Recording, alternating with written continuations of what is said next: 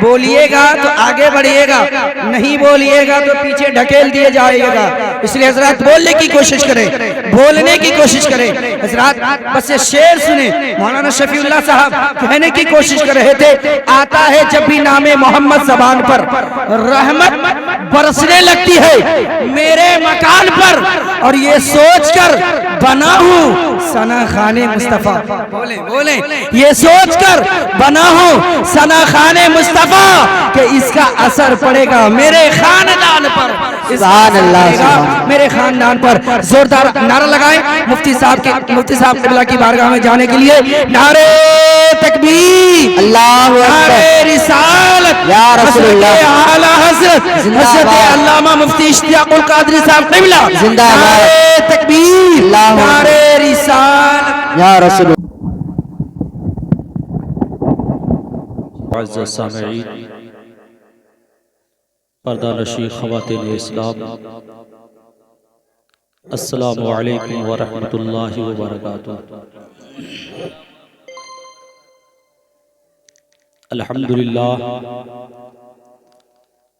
الحمدللہ رب العالمین، والصلاة والسلام علی سید المرسلین وعلی آلہ واصحابہ اجمعین، اما بعد فاعوذ باللہ من الشیطان الرجیم، بسم اللہ الرحمن الرحیم، ہن لباس لکم وانتم لباس لہن، صدق اللہ مولانا العظیم وبلغنا رسولہ النبی الامین المتین المبین الکریم، ونحن علی ذلک لمن الشاہدین والشاکرین والحمد للہ رب العالمین۔ محترم حضرات، آغاز محفل سے اب تک آپ حضرات نے علماء، شعراء، خطباء کی زبانی بہت کچھ سنا۔ یہ محفل میلاد نہیں، علماء اکرام کی کثرت تو یوں بتا رہی ہے کہ گویا کہ ایک چھوٹی موٹی یہ کانفرنس ہے۔ اگر یہ لوگ پروگرام چلانا چاہیں تو آپ کی یہ رات چھوٹی پڑ سکتی ہے، لیکن ہر ایک نے اپنا خیال رکھا، آپ کا بھی رکھا لیکن اپنا بھی رکھا۔ صرف آپ ہی بھوکے نہیں ہیں، بھوکے ہم بھی ہیں، اس لیے جلدی ہی نمٹانے کی کوشش کی جا رہی ہے۔ اس لیے آپ لوگ گھبرائے نہیں، بہت جلد ہی محفل کا اختتام ہو جائے گا۔ اور یہاں پر ایک تھوڑا سا نیا ہم کو طریقہ بھی ملا، ابھی مجھ سے پہلے خطیب وہ ایک میسج دے کے گئے کہ جیسے ہی کوئی شاعر، کوئی خطیب مائک پکڑتا ہے، ہمارے ناظم اسٹیج غائب ہوتے ہیں، اور وہاں سے جیسے آتے ہیں، مطلب یہ وارننگ ہے کہ آپ کرسی چھوڑ دیجئے۔ ایک نیا طریقہ ہوا کہ نہیں؟ ابھی یہ بھی اسٹیج چھوڑ چکے ہیں، اگرچہ میرے سامنے ہے لیکن اسٹیج ابھی بھی چھوڑ دیئے ہیں، کہیں ایسا نہ ہو چوکی پر آئیں وارننگ ہو جائے آپ بھی مائک چھوڑ دیجئے، ہے کہ نہیں؟ چلیے آئیے بغیر کسی تمہید کے اپنے آقا و مولا حضور تاجدار مدینہ راحت قلب و سینہ علیہ التحیت و الثنا پر درود پاک پڑھ لیجئے۔ اللہم صلی علی سیدنا شفیعنا مولانا محمد وسلم، صلو علیہ صلاۃ و سلام علیکہ یا رسول اللہ، صلاۃ و سلام علیکہ یا حبیب اللہ یا نبی اللہ صلی اللہ تعالیٰ علیہ وسلم۔ اب غور کیجئے گا، ہم انسان دنیا میں جو بھی اچھا کام کرتے ہیں، وہ اچھا کام بصورت نماز ہو، بصورت روزہ ہو، بصورت صدقہ و خیرات ہو، بصورت قرآن کی تلاوت ہو، کوئی بھی ہم اچھا کام کرتے ہیں، اس اچھے کام کا مقصد یہ ہوتا ہے کہ اللہ کی رضا مل جائے، اور جب اللہ کی رضا مل جائے گی، اللہ کا فضل مل جائے گا، تو ہمیں جنت خود بخود مل جائے گی۔ مطلب یہ ہے کہ انسان دنیا میں اچھا کام کرتا ہے حصول جنت کے لیے، کہ اللہ رب العزت نے جو جنت آرام کا گھر بنا کر رکھا ہے، جس کے اندر راحت و سکون، آرام ہی آرام، تکلیف نام کی کوئی چیز نہیں، انسان کو ہر طرح کا آرام نصیب ہوگا وہاں۔ انسان جس چیز کی خواہش ظاہر کرے گا، جو چاہے گا، کھانا پینا جو چاہے گا اللہ اسے جنت میں عطا فرمائے گا۔ ایک انسان دنیا میں اپنے آپ کو دنیاوی شراب سے بچاتا ہو اور وہ جنت میں خواہش کرے مولا مجھے شراب دے دے، میں نے جنت میں شراب چھوڑ دی ہے، تو وہاں پر بھی اسے شراب دیا جائے گا جس کو تذکرہ ملتا ہے شرابن طہورا، پاک شراب، پاک مشروب اللہ اسے وہاں عطا فرمائے گا۔ یعنی انسان کی ہر خواہش کی تکمیل ہوگی۔ اب غور کیجئے گا، اللہ رب العزت نے اس دنیا میں رات و دن ملا کر کے 24 گھنٹے کا یہ دن بنایا، رات و دن ملا کر کے۔ دن کس لیے بنایا؟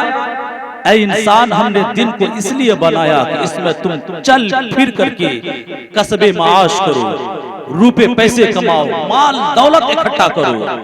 مال و دولت کمانے کے لیے ہم نے دن بنایا ہے، اور رات کو ہم نے اس لیے بنایا ہے کہ اس میں تم آرام کرو۔ وَجَعَلْنَا اللَّيْلَ لِبَاسًا، ہم نے رات کو تمہارے لیے لباس بنا دیا ہے کہ اس رات میں تم سو، آرام کرو۔ دن بھر تم نے محنت کی ہے، اس محنت سے آرام پانے کے لیے، چھٹکارا حاصل کرنے کے لیے اللہ نے رات جیسی عظیم نعمت عطا فرمائی۔ لیکن ایک بات غور کیجئے گا، رات اللہ نے آرام کے لیے تو بنا دیا، لیکن اس رات کے اندر تاریکی ہے، اندھیرا ہے، جس اندھیرے سے انسان کو ڈر لگتا ہے، اس اندھیرے سے انسان کو ڈر لگتا ہے، گھبراہٹ محسوس ہوتی ہے۔ آپ گھر میں چلے جائیں، ایک کمرے میں آپ سوئیں، بلب جل رہا ہے، اچانک بجلی گل ہو جاتی ہے، کمرہ اندھیرا ہو جاتا ہے۔ اب اس انسان کے دل میں طرح طرح کے خیالات آنے لگتے ہیں، کہیں کسی کونے میں موذی جانور چھپا تو نہیں ہے، کہیں کدھر سے بچھو، کہیں سانپ، کوئی چیز چھپی تو نہیں ہے جو آ کر کے مجھے ڈنک مار دے گی، اذیت پہنچا دے گی، تکلیف دے دے گی۔ انسان جن آسے بھوت وغیرہ کے خطرات سے ڈرنے لگتا ہے۔ اب غور کیجئے گا، رات کو اللہ نے آرام کے لیے بنا تو دیا، لیکن اس کے اندر تاریکی رکھ کر کے انسان کے اندر خوف بھی پیدا کیا کہ تو تاریکی سے گھبرا، ڈر محسوس کر۔ جب تاریکی سے گھبرائے گا تجھے قبر کی تاریکی یاد آئے گی کہ دنیا کے اندر جب ہم ایک اندھیرے کمرے میں ہوتے ہیں، بغل میں ہمارے آس پڑوس والے ہیں، ہمارا بھائی ہے، ہمارا دوست ہے، ہمارے احباب ہیں، پھر بھی مجھے گھبراہٹ ہوتی ہے۔ لیکن جب تو قبر میں جائے گا وہاں تاریکی ہوگی، وہاں اندھیرا ہوگا، نہ کوئی دوست ہوگا، نہ کوئی یار و مددگار ہوگا، تو اس گھبراہٹ سے اپنے آپ کو کیسے بچائے گا؟ اس قبر کی تاریکی کو یاد کرنے کے لیے اللہ نے رات میں تاریکی کو پیدا فرما دیا۔ لیکن میں ایک بات بتانا چاہتا ہوں، آپ اس پوائنٹ پر غور کیجئے گا جہاں میں لے جانا چاہتا ہوں۔ اللہ نے رات آرام کے لیے بنا تو دیا، لیکن اس کے اندر تاریکی رکھی، اندھیرا رکھا، جس سے انسان کو خوف محسوس ہوتا ہے، گھبراہٹ کا احساس ہوتا ہے۔ لیکن آؤ اس جنت کو دیکھو، جس جنت کے اندر آرام ہی آرام، چین ہی چین، سکون ہی سکون، گھبراہٹ نام کی کوئی چیز نہیں۔ اس لیے اللہ نے جنت کے اندر دن تو بنایا، لیکن رات کی تخلیق نہیں فرمائی، تاکہ رات کی تاریکی سے میرے بندے کو گھبراہٹ کا احساس نہ ہو۔ اس گھبراہٹ سے بچانے کے لیے اللہ نے جنت میں رات کی تخلیق نہیں فرمائی۔ اب آپ سوچیں گے بہت سے لوگ ہیں دن کی روشنی میں، سورج کی شعاؤں میں نیند نہیں آتی ہے، روشنی ہے، جگمگاہٹ ہے، اس میں نیند نہیں آتی۔ اب کسی کے ذہن میں سوال پیدا ہوگا کہ جب جنت میں رات نہیں، ہمیشہ روشنی ہی روشنی، اگر ہم سونا چاہیں گے تو سوئیں گے کیسے؟ نیند آئے گی کیسے؟ تو ہمارے علماء بیان کرتے ہیں، اے لوگو، اللہ نے رات کی تخلیق نہیں فرمائی، رات کو جنت میں نہیں پیدا فرمایا کہ اس تاریکی سے تمہیں گھبراہٹ ہو۔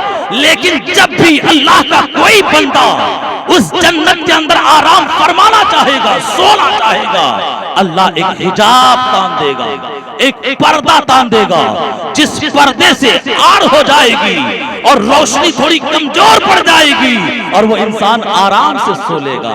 اب ذرا سوچئے گا، یہ جنت بالکل آرام کی چیز، کوئی گھبراہٹ نہیں، ہر طرح کا سکون، ہر طرح کا چین۔ لیکن آؤ اس تاریخ پر غور کرو، اس تاریخ کے اوراق کو پلٹ کر کے دیکھو۔ جب ہم سب کے باپ انسانیت کی جان حضرت آدم علیہ نبینا علیہ السلام کو اللہ نے پیدا فرمایا، پیدا فرمانے کے بعد جب حضرت آدم کو جنت میں رکھا، وہاں حضرت آدم ہے، تنے تنہا ہے، اکیلے ہے، حضرت آدم ہے، جنت کی نعمتیں ہیں، ہر طرح کی بہاریں ہیں، ہر طرح کی آشائش ہے، لیکن حضرت آدم کو چین نہیں مل رہا ہے، حضرت آدم کو سکون نہیں مل رہا ہے۔ اے حضرت آدم، جنت میں ہر طرح کی نہریں ہیں، ہر طرح کے مشروبات ہیں، ہر طرح کے کھانے کی چیز ہے، ہر طرح کے محلات ہیں، ہر طرح کے بستر ہیں، ہر طرح کی آرام کی چیزیں ہیں، پھر آپ کو سکون کیوں نہیں مل رہا ہے؟ آپ کو چین کیوں نہیں مل رہا ہے؟ ذرا آپ غور کرنا، ساری چیزیں ہیں پھر بھی حضرت آدم کو چین نہیں۔ لیکن جب اللہ نے حضرت آدم کی بائیں پسلی سے حضرت حوا علیہ السلام کی تخلیق فرمائی، پھر ان سے حضرت آدم کا نکاح ہوا، اب حضرت آدم جنت میں ہیں، گھبراہٹ نہیں ہے، اب چین و سکون مل رہا ہے۔ ذرا غور کیجئے گا، وہی جنت ہے، ہر طرح کا آرام ہے، ہر طرح کا سکون ہے، بیوی نہیں، چین و سکون نہیں ہے، گھبراہٹ ہے، بے چینی ہے۔ لیکن جیسے ہی اللہ نے حضرت حوا کو پیدا فرما کر حضرت آدم کی منکوہا بنایا، حضرت آدم کی بیوی بنایا، اب حضرت آدم کی گھبراہٹ دور، بے چینی دور، اب راحت و سکون ہی سکون۔ اس سے ایک بات سمجھ میں آ گئی کہ اے لوگوں، نکاح کو تم ایک معمولی چیز سمجھتے ہو، بیوی کو تم ایک معمولی چیز تصور کرتے ہو، لیکن یہ معمولی چیز نہیں، وہ جنت جیسا آرام والا گھر، ہر طرح کی راحت و سکون۔ لیکن جب تک بیوی نہیں، راحت و سکون نہیں۔ اس جنت کے اندر جب بیوی مل جائے، راحت و سکون۔ علامہ شامی لکھتے ہیں، آپ ذرا غور کیجئے گا، علامہ شامی کا بیان ہے، آپ تحریر فرماتے ہیں، اے لوگو، کوئی بھی ایسی عبادت نہیں جو حضرت آدم علیہ نبینا علیہ السلام کے زمانے سے لے کر اب تک، اب سے لے کر قیامت تک کوئی عبادت باقی رہی ہو، کوئی ایسی عبادت نہیں ہے سوائے ایمان اور نکاح ہی ایک ایسی عبادت ہے جو حضرت آدم کے زمانے میں بھی، حضرت یوسف کے زمانے میں بھی، حضرت یعقوب کے زمانے میں بھی، حضرت ابراہیم کے زمانے میں بھی، حضرت اسحاق کے زمانے میں بھی، گویا کہ اس زمانے سے لے کر اس زمانے تک، اس زمانے سے لے کر قیامت تک اگر کوئی عبادت باقی ہے تو وہ عبادت ایمان ہے، وہ عبادت نکاح ہے۔ اس لئے ایک شاعر کہتا ہے، دستور یہ شادی کا قانون شریعت ہے، دستور یہ شادی کا قانون شریعت ہے۔ ارے سوچو تو رشتہ ہے، سمجھو تو عبادت ہے، سوچو تو رشتہ ہے، سمجھو تو عبادت ہے۔ آپ اور کیجئے، یہ نکاح بہت عظیم چیز ہے، نکاح انسان کو گناہوں سے بچاتا ہے، نکاح انسان کے پیر میں بیڑی ڈالتا ہے کہ انسان غلط کام کی طرف نہ جائے۔ انسان نکاح کے ذریعے سماج میں باوقار ہو جاتا ہے۔ ایک ایسے دو خاندان جن کے درمیان کوئی ربط و تعلق نہیں، کوئی رشتہ نہیں، تو اجنبی خاندان اس رشتہ نکاح کے ذریعے ایک دوسرے سے مربوط ہو جاتے ہیں۔ تو اجنبی مرد و عورت جن کا آپس میں پہلے کوئی رشتہ نہیں، لیکن اس رشتہ نکاح کے ذریعے وہ آپس میں ایک دوسرے سے مل جاتے ہیں۔ آپ اور کیجئے گا، مذہب اسلام کا کتنا بڑا احسان ہے ہم انسانوں کے اوپر۔ اگر نکاح کا قانون نہ ہوتا، نکاح کا دستور نہ ہوتا، آج یا تو ہمارا دل ٹوٹتا یا ہم گناہوں کے دلدل میں پھنسے ہوتے۔ اللہ نے ہمارے دل کے اندر محبت والی قوت پیدا فرمائی ہے۔ اللہ نے دنیا میں बहुत सारी ऐसी चीजें पैदा फरमाई है जिसकी तरफ हमारे दिल का मैलान होता है, हमारा दिल खिंचा चला जाता है। इसी तरह अल्लाह ने इंसान की सूरत में मर्द और औरत को पैदा फरमाया, लड़की और लड़का को पैदा फरमाया, जिसके पास दिल रखा, एक का दिल दूसरे की तरफ माइल हुआ, जिसको हम लोग अपनी जबान में मोहब्बत कहते हैं और आजकल मॉडर्न जबान में लोग कहते हैं इसको उससे लव हो गया, प्यार हो गया, ये मोहब्बत हो जाती है।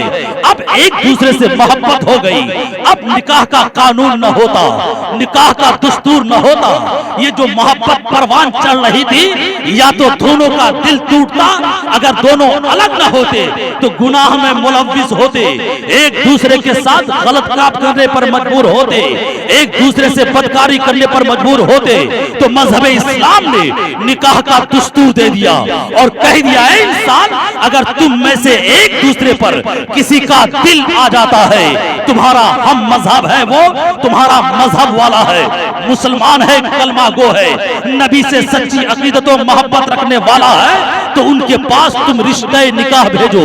रिश्ते निकाह भेजने के बाद तुम एक दूसरे से शादी कर लो ताकि तुम्हारा दिल भी ना टूटे और तुम गुनाहों से पाक भी हो जाओ।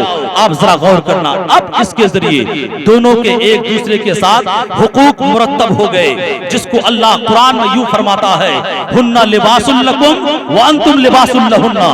ऐ औरतों तुम मर्दों का लिबास हो और ऐ मर्दों तुम औरतों का लिबास हो। बस इसी टुकड़े की तफसीर सुनिए, मैं अपनी बात खत्म करता हूं, जरा गौर कीजिएगा। अल्लाह फरमाता है, ऐ औरतों तुम मर्दों का लिबास हो, ऐ मर्दों तुम औरतों का लिबास हो। जरा गौर कीजिएगा, लिबास का काम क्या होता है? लिबास का काम है इंसान की इज्जत व आबरू की हिफाजत करना। आज हम अपनी हैसियत के मुताबिक लिबास पहनते हैं, कपड़े का इस्तेमाल करते हैं, किस लिए पहनते हैं? आज यहाँ हम मजमे में आए, लोगों के बीच आए, किस क्या पहन करके आए? कपड़ा पहन करके आए। क्यों आए? आप बरहना क्यों नहीं आए? आप नंगा क्यों नहीं आए? आप कहेंगे मौलाना अगर हम बरहना आ जाते, नंगा होकर आ जाते, कोई हमें इज्जत की निगाह से नहीं देखता, लोग हमें दीवाना, पागल, मजनू कहता, इसलिए जो है मैं नंगा नहीं लिबास पहन करके आया। इससे बात समझ में आ गई, लिबास के जरिए इंसान को वकार मिलता है, लिबास के जरिए इंसान को इज्जत मिलती है, लिबास के जरिए इंसान अपनी इज्जत की हिफाजत करता है। इसी से एक बात समझ में आ गई, अल्लाह फरमाता है, मर्दों तुम औरतों का लिबास और ऐ औरतों तुम मर्दों का लिबास हो। मतलब क्या है? ऐ औरतों तुम अपने शौहर की इज्जत और आबरू की हिफाजत करना और ऐ मर्दों तुम अपनी बीवियों की इज्जत और आबरू की हिफाजत करना। हमारे उलमा बयान करते हैं, ऐ लोगों, अल्लाह ने जब मिसाल पेश ही की थी तो औरत और मर्द की, तो लिबास से ही तमसील क्यों पेश की? मिसाल में अल्लाह मेरा कादिर मुतलक है, कुछ और भी पेश कर सकता था, लेकिन ये क्यों कहा कि ऐ मर्दों तुम औरतों का लिबास, ऐ औरतों तुम मर्दों का लिबास? आखिर अल्लाह ने लिबास को ही मिसाल में क्यों पेश किया? बात सुनिए, बात खत्म है, आप गौर कीजिएगा। मुफस्सिरीन फरमाते ऐ लोगों, उसकी वजह यह है, उसकी हिकमत यह है, उसमें राज यह है कि आज हम इंसान अपनी हैसियत के मुताबिक, एक मालदार इंसान है अच्छा लिबास, एक औसत दर्जे का इंसान है वो अपने एतबार से लिबास, एक गरीब इंसान है अपने एतबार से लिबास इस्तेमाल करता है, लेकिन जैसे ही वो लिबास मैला होता है तो आप उस लिबास को उतार कर फेंक नहीं देते हैं, बल्कि उस लिबास को साफ करते हैं साबुन के जरिए, सरफ के जरिए या दूसरे डिटर्जेंट पाउडर के जरिए। जैसे भी इंसान को होता है उस लिबास को साफ करता है, प्रेस करता है, दोबारा पहन लेता है। अब आपसे कोई पूछे ये आपका लिबास है, आपका कपड़ा है, ये मैला हो गया, आपने फेंक क्यों नहीं दिया? आपने दोबारा साफ क्यों किया? आप कहेंगे मौलाना आप कैसी बात करते हैं, ये मेरा लिबास है, ये मेरा तन छुपाता है, मेरा बदन छुपाता है, मैला हो गया तो क्या इसे फेंका नहीं जाएगा, बल्कि इसे साफ करके दोबारा इस्तेमाल किया जाएगा। अब सुनना मुसलमानों, तुम्हारा दुनियावी लिबास जब मैला हो जाता है उसे तुम फेंकते नहीं हो, बल्कि उसे साफ करके दोबारा इस्तेमाल करते हो। अब ऐ औरतों मर्दों तुम एक दूसरे का लिबास हो, इस रिश्ते निकाह के जरिए तुम एक दूसरे का लिबास बन गए, लेकिन हो तो तुम इंसान, हो सकता है कि तुम से गलती हो जाए, इस रिश्ते निकाह में कोई दरार पैदा हो जाए, कोई झगड़ा का मैल खड़ा हो जाए, कोई गलत फहमी का मैल जम जाए, तो अब इसका यह मतलब नहीं होता है कि रिश्ते को तोड़ दिया जाए, रिश्ते को तार तार कर दिया जाए, तलाक लेकर के या खुला की सूरत पैदा कर दी जाए, बल्कि जिस तरह तुम्हारा दुनियावी लिबास मैला हो जाता है, इसे उतार कर फेंकते नहीं बल्कि उसे साफ करके दोबारा इस्तेमाल करते हो, इसी तरह अगर मियां बीवी के रिश्ते में अगर किसी तरह का खटास पैदा हो जाता है, किसी तरह का दरार पैदा हो जाता है, किसी तरह का तनाज़ुर खड़ा हो जाता है, इसका यह मतलब नहीं कि उस रिश्ता को तोड़ दो, बल्कि कोशिश ये करो कि दोनों के दरमियान इत्तिफाक पैदा किया जाए, भलाई पैदा की जाए, उस रिश्ते को दोबारा बहाल किया जाए, जैसे कि लिबास को दोबारा बहाल किया जाता है। जरा गौर कीजिए, ये है लिबास, हुन्ना लिबासुल लकुम व अंतुम लिबासुल लहुन्ना, ये औरतें तुम्हारा लिबास है और तुम मर्दों औरतों का लिबास हो। लिबास फेंका नहीं जाता, रिश्ते तोड़े नहीं जाते। आजकल खास तौर पर ये गार्जियन हजरात, ये माँ बाप, ये थोड़ा सा ध्यान दें। आज मेरी बेटी ससुराल जाती है, वहाँ थोड़ी सी परेशानी हुई, आकर के माँ से कहा, बाप से कहा, वहाँ मुझे जो है सालन नहीं मिलता है, सब्जी अच्छी नहीं मिलती है, चावल नहीं मिलता है, साथ बस नक चढ़ी है, ससुर बहुत गुस्से वाला है। थोड़ी सी बात आके कहा और उसके बाद बाप अलग अंदाज अपनाया, माँ ने अलग अपना अंदाज अपनाया। बेटी को समझाने के बजाय चलो पंचायती करो, अगर लड़का तलाक नहीं देता है तो खुला लो, अगर यहाँ से भी नहीं हुआ कोर्ट जाओ, कोर्ट का दरवाजा खटखटाओ, वहां से खुला कराओ। जरा सुन लेना आप, अगर आप कोर्ट से जाकर के खुला लेते हो और लड़का तलाक नहीं देता है, ये कोर्ट का खुला काबिल कबूल नहीं है। खुला भी एक तलाक है, वो भी एक लड़के का हक है, वो काजी मजबूर करके हो या कानून मजबूर करके हो, लड़का से तलाक दिलवाना ही पड़ेगा, तभी खुला मसमू है। वरना कोर्ट जाकर के अगर अपने तौर पर खुला कर देता है, उसके निकाह का हुक्म दे देता है, तो कोर्ट ने निकाह नहीं कराया है, ये खुला नहीं होगा। जरा आप सुनिए, इसलिए गार्जियन हजरात अपनी बेटी को संभालो। आपने बेटी का रिश्ता वहां से कराया है, बेटी के कहने पर अगर आपने रिश्ता को तोड़ दिया, अब दूसरी जगह अगर आप रिश्ता कराते हैं, हो सकता है कि वो दूल्हा, वो रिश्तेदार उससे भी ज्यादा खड़ूस निकल जाए, तब क्या करेंगे आप? अगर वहां का ससुर, वहां की सास, वहां का शौहर उससे ज्यादा बद अखलाक निकल जाए, तब आप क्या करेंगे? इसलिए बेटी की बात न आए, बल्कि उन्हें समझाएं, बेटी वो तुम्हारा घर है, वो तुम्हारा ससुर तुम्हारे बाप की तरह है, तुम्हारी सास तुम्हारी माँ की तरह है, उनकी इज्जत जैसे तुम मेरी करते हो ऐसी करके दिखाओ। हो सकता है कि आपकी बेटी मान जाए और उस रिश्ते के अंदर बिगाड़ पैदा न हो। अल्लाह फरमाता है, अत-तलाक़ु मर्रतान फ़इम्साकुम बिमारूफ और तसरीहुम बिइहसान। ऐ लोगों, तलाक तो है, या तो तुम लोग भलाई के साथ रोक लो, और अगर रिश्ता निभने की कोई सूरत नहीं आती है तो अच्छाई के साथ उसे छोड़ दो। ऐसा नहीं कि एक मर्तबा 3 ठोक दिया, बाद में एहसास हुआ यार गलती हो गई, बीवी तो मेरी ही थी, अब मुझे रखना है। अब मुफ्ती साहब को जाकर के परेशान करना शुरू किया, मुफ्ती साहब गलती हो गई, गुस्से में आया था ना, 3 तलाक ठोक दिया, अब कोई सूरत निकाल दीजिए। जरा आपसे मैं पूछना चाहता हूं, अरे कौन इंसान आप में से हम में से होगा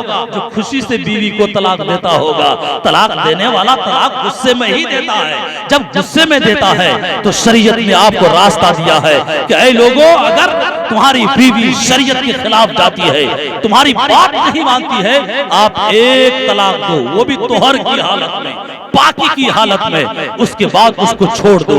अगर उसे अपनी गलती का एहसास हो जाए, अपनी गलती से बाज आ जाए, तुम उसी इद्दत के अंदर चाहो तो रुजू कर लो, किसी निकाह की जरूरत नहीं है। 2 गवाह के सामने सीधे कह दो मैं अपनी बीवी को लौटाता हूँ। अगर ये ना हो तो खलवत इख्तियार कर ले, उससे भी रजात हो जाती है। और अगर नहीं हो सका, निबाह नहीं हो सका, तो आप इसी हालत में छोड़ दीजिए, इद्दत गुजरेगी, वो औरत खुद बाइना हो जाएगी। اب وہ کسی سے چاہے شادی کر لے، اور اگر آپ میں پھر صلح ہو جائے تو آپ بھی اس سے شادی کر سکتے ہیں، کسی حلالہ کی ضرورت نہیں پڑے گی۔ شریعت نے یہ راستہ دیا ہے، کبھی اس کو اپنانے کی کوشش کی وہاں تو اپنا تیور دکھائیں گے، میں مرد ہوں نا، اللہ نے مجھے پاور دیا ہے نا، اس لیے 3 ٹھوک کے رہوں گا، 3 کیا 7 8 جتنا پایا ٹھوک دیا، بعد میں پچھتایا، مولوی کو پریشان کیا۔ اب مولوی نے کہا کہ حلالہ کرانا پڑے گا، اب شرم آتی ہے، اب احساس ہوتا ہے میری بیوی کسی اور کے پاس جائے گی، اب احساس ہوتا ہے، ارے جس وقت تو طلاق دے رہا تھا اس وقت تجھے احساس نہیں تھا کہ یہ میری بیوی ہے، طلاق دوں گا تو یہ کسی اور کے پاس چلی جائے گی۔ یہ غیرت اس وقت نہیں جاگی تھی، اس وقت غیرت کو جگا دیتے یہ نوبت نہیں آتی۔ اس لیے اے اولیاء لڑکا یا لڑکی غور کرو، اگر بال بچے کچھ کہیں فوراً بہکاوے میں نہ آؤ، انہیں سمجھانے کی کوشش کرو، یہ رشتہ نکاح ہے، آپ یہ نبی کی سنت ہے، نبی کی سنت سمجھ کر کے اس پر عمل کیجئے تو اللہ رب العزت اس کے ذریعے آپ کے گھر میں خیر و برکت نازل فرمائے گا۔ وقت ہو چکا ہے، بس انہی چند باتوں کے ساتھ میں اپنی بات ختم کرتا ہوں۔ اللہ کی بارگاہ میں دعا ہے اللہ رب العزت ہم سب کو کہنے اور سننے سے زیادہ عمل کرنے کی توفیق عطا فرمائے۔ وما علینا الا البلاغ، سب لوگ مل کے پڑھیے لا الہ الا اللہ محمد الرسول اللہ صلی اللہ تعالی علیہ وسلم۔ السلام علیکم۔